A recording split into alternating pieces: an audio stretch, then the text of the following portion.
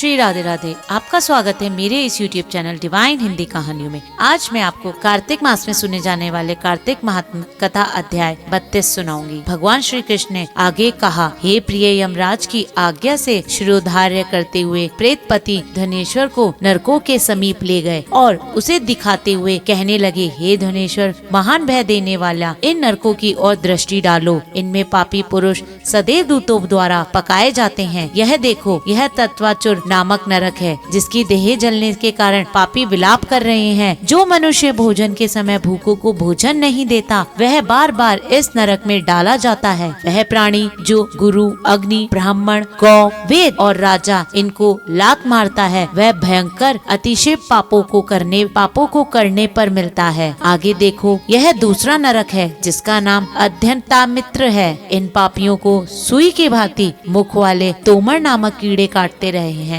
इस नरक में दूसरों का दिल दुखाने वाले पापियों को गिराया जाता है। यह तीसरा नरक, जिसका नाम क्रेकय है, इस नरक में पापियों को और से चीरा जाता है। यह नरक भी असीमंत्रण आदि भेदों से 6 प्रकार के होते हैं। इसमें स्त्री तथा पुरुष के वियोग कराने वाले मनुष्य को कड़ाही में पकाया जाता है। 2 प्रियजनों को दूर करने वाले मनुष्य को भी असीमित नामक नरक में तलवार की धार से काटे जाते हैं और कुछ भेड़ियों के डर से भाग जाते हैं। अब अनगल नामक यह चौथा नरक देखो, इसमें पापी विभिन्न प्रकार से चिल्लाते हुए इधर उधर भाग रहे हैं। यह नरक भी वध आदि भेदों से 6 प्रकार का है। अब तुम यह 5वां नरक देखो, जिसका नाम कूटशाल्मी है। इसके अंगारों की तरह कष्ट देने वाला बड़े बड़े कांटे लगे हैं। यह नरक भी यातना आदि भेदों से 6 प्रकार का है। इस नरक में पर स्त्री गमन करने वाले मनुष्य को डाला जाता है। अब तुम यह 6ठा नरक देखो, उल्वण नामक नरक है। सिर नीचे करके पापियों को लटकाया जाता है। जो लोग मोक्ष का विचरण नहीं करते, दूसरों की निंदा